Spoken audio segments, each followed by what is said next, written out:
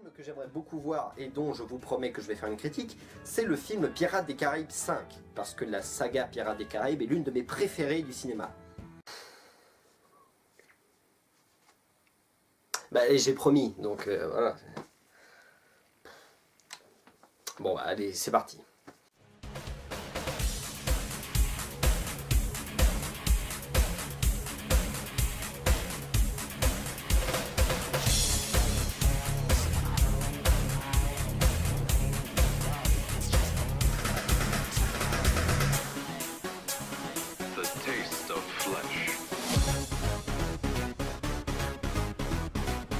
Bonjour à tous et bienvenue dans cette petite critique cinéma de The Stupid. Bon, j'avais dit dans une précédente vidéo information que je ne ferai plus de critique pour un certain temps. C'est toujours le cas, hein. Cette critique est juste un peu spéciale parce que j'ai promis de la faire.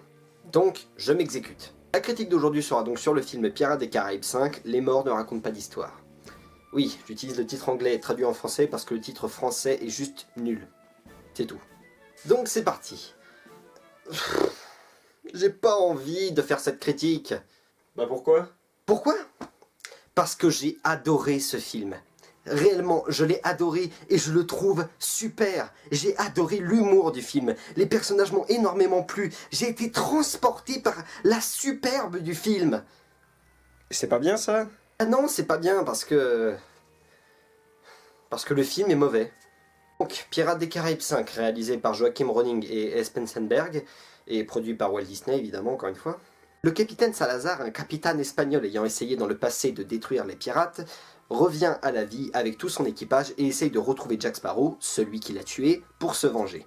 Le seul moyen pour Jack de repousser et d'anéantir ses morts vivants est de retrouver le trident de Poséidon, un objet magique enfoui sous la mer. Pourquoi ? Parce que le trident de Poséidon est un objet qui, lorsqu'il est détruit, permet de briser toutes les malédictions de l'océan. Allez, gardez ça en tête, on en parlera plus tard. Donc, je suis parti voir ce film tout jouette, évidemment, puisque j'adore la saga Pirates des Caraïbes. Je veux dire, les 1, 2, 3 sont absolument géniaux. Le 4 est, bon, vraiment pas mal, je trouve. Je ne comprends pas pourquoi plein de gens détestent ce film, et moi, j'aime beaucoup. Et le 5, je l'ai adoré. Mais comme je le dis toujours, il faut toujours juger un film sur ce qu'il fait, sur ce qu'il dit et sur ce qu'il est. Alors j'aimerais commencer par les points positifs du film pour que vous compreniez vraiment pourquoi les points négatifs détruisent ces points positifs. Vous allez voir. Première chose très importante à souligner, l'humour du film est vraiment génial, hein. Il ne faut pas se le cacher, 90% des blagues du film sont excellentes et font mourir de rire. Je pense, pour ma part. Cet humour vient évidemment en majorité du personnage de Jack, hein, toujours aussi drôle, mais parfois peut-être un peu trop drôle. Vous verrez. Ensuite, l'image du film, elle est vraiment incroyable. Surtout dans la dernière partie, on est face à une beauté graphique vraiment très impressionnante, et tout à fait à la hauteur de ce qu'un Pirate des Caraïbes peut faire. Je ne donnerai pas beaucoup de détails, mais à la fin du film, les personnages marchent dans les fonds marins, et c'est vraiment incroyable, on a vraiment l'impression de visiter les entrailles de l'océan, et c'est une impression vraiment très agréable. Le film nous met vraiment dedans. Aussi au niveau du design graphique des méchants, vous avez pu le voir un petit peu dans la bande-annonce, ils ont un design un peu particulier, et c'est vraiment très intéressant la façon dont ils perdent des lambeaux de chair, de peau et de vêtements en petits morceaux qui s'effritent, mais très lentement, comme un genre de brouillard. C'est comme si leur mort s'était figée dans leur être et demeurait telle qu'elle était au moment de leur décès, donc tout au long du film. Bon d'accord, vous avez peut-être l'impression que j'exagère un petit peu les points positifs du film. Pourquoi à votre avis? Parce que c'est tout. Voilà, passons au point négatif. Vous vous rappelez tout à l'heure, je vous ai parlé du titre du film, hein. Donc, le titre français, c'est La vengeance de Salazar, un titre très mauvais, hein, il faut le dire. Mais le problème, c'est que ce titre montre que les types qui ont produit le film en France savent à quel point le scénario est affreusement classique. Parce que le scénario, c'est vraiment la vengeance de Salazar. Un pirate fantôme qui revient des enfers pour se venger, c'est plat. Surtout que le premier film, Pirates des Caraïbes, utilisait lui-même déjà le cliché des pirates fantômes, mais il en a fait quelque chose. Il en a fait quelque chose de bien. Parce que je ne m'en suis pas rendu compte sur le coup, mais tout le long de la séance, je n'ai pas arrêté de prédire dans mon esprit les scènes qui allaient arriver, comme ça, à la volée. Et je peux vous dire que 50% du temps, j'avais raison. Hein. Ou alors, 75% du temps, j'étais extrêmement proche de la vérité. Non seulement le scénario est extrêmement classique, comme je viens de le dire, mais le pire c'est que par-dessus ça, ils arrivent à nous filer plein d'incohérences. Tiens, vous savez quoi, juste pour se marrer, on va faire un petit top 8 des incohérences du film. Allez, c'est parti. Do it! Just do it! Don't let your dreams be dreams. Yesterday, you said tomorrow, so just do it! Numéro 1. Comment les pirates sont-ils devenus des morts-vivants ? Numéro 2. Un moment dans le film, Jack se sépare de son compas, ce qui permet aux pirates de se libérer de la grotte où ils étaient enfermés depuis longtemps. Comment ça marche ? Numéro 3. Les morts-vivants ne peuvent pas aller sur Terre. Pourquoi ? Numéro 4. Les morts-vivants ne peuvent pas aller sur Terre, donc qu'est-ce qu'on s'en fout de ces mecs si on peut se réfugier dans 50% de la composition de la surface de notre Terre ? Numéro 5. Donc, à la fin du film... oh, c'est une zone spoiler, hein, bon... À la fin du film, il brise le trident de Poséidon, donc toutes les malédictions de l'océan sont annulées, elles ont disparu, il n'y a plus rien de ces malédictions, il n'y a plus de malédictions dans l'océan. Donc Will redevient humain, puisqu'il a perdu la malédiction du Hollandais volant.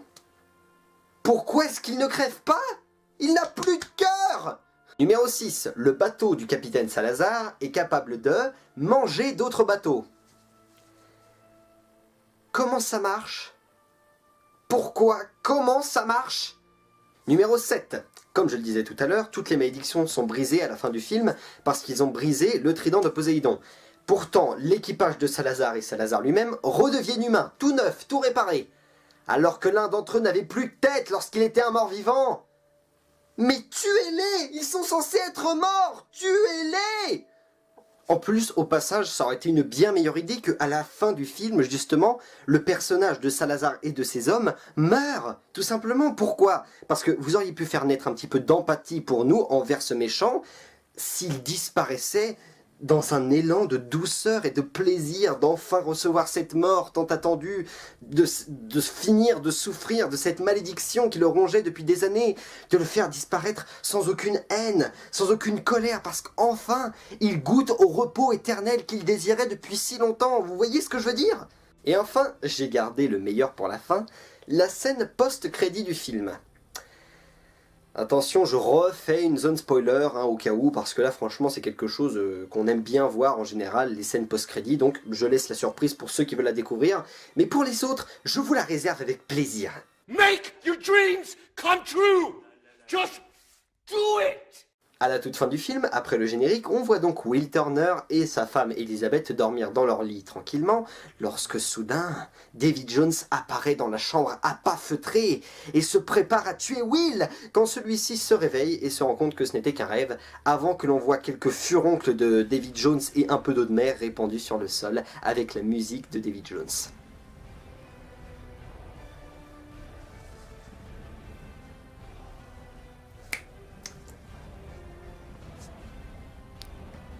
C'est pas possible!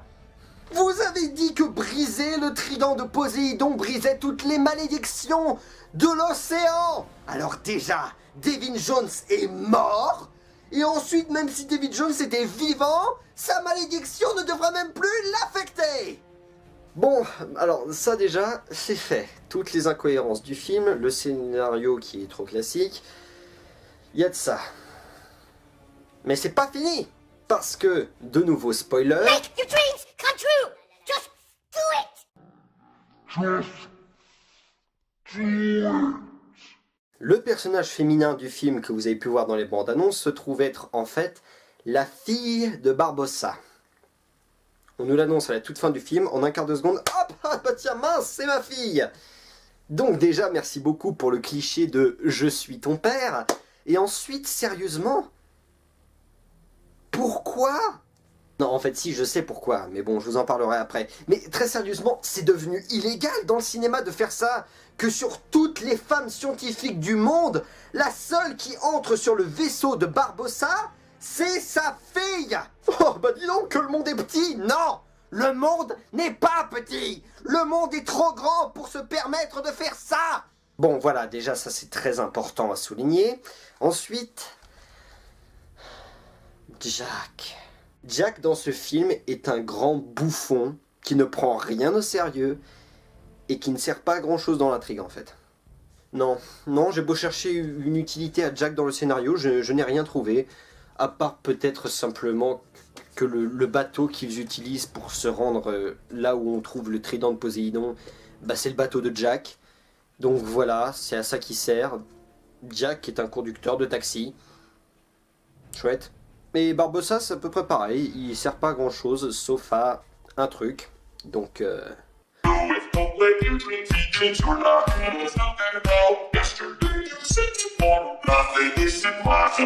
voilà, la zone spoiler c'est fait. Donc, comme je vous le disais tout à l'heure, la fille de Barbossa est là pour une bonne raison.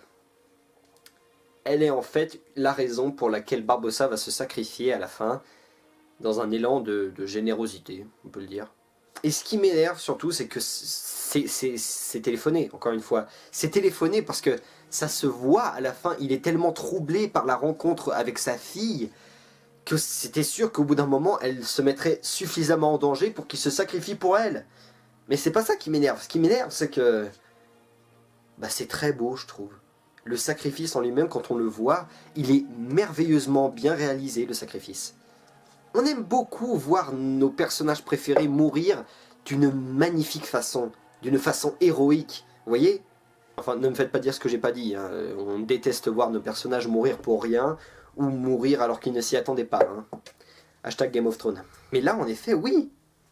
La mort de Barbossa m'a vraiment fait frissonner, c'était vraiment une très belle mort, il faut le dire. J'aime bien, moi, quand mes personnages préférés ont une très belle mort. Comme sa première mort, d'ailleurs.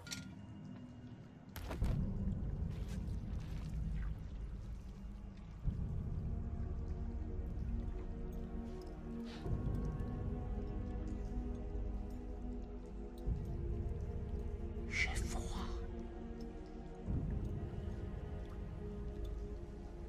C'est froid.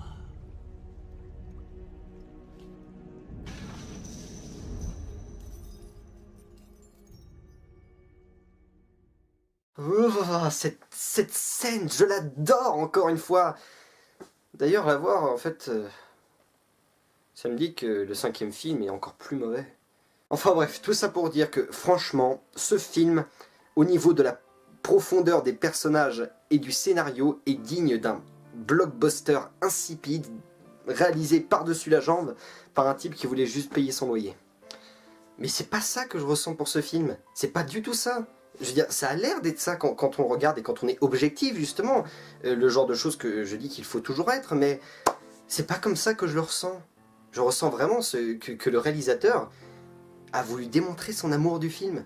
Ou peut-être même qu'il a été beaucoup trop enthousiaste dans la réalisation de ce film. Parce que vous comprenez, moi par exemple, je suis extrêmement fan de Arthas le Roi Lich, et si vous me filez tout le matos pour faire un film, un acteur qui le joue extrêmement bien et les déguisements, bah, moi je fais que Arthas envahit de nouveau Azeroth, ce qui n'aurait pas beaucoup de sens. Je dis pas beaucoup, hein, parce que moi dans ma tête je peux pas m'empêcher de me dire que ce serait trop cool.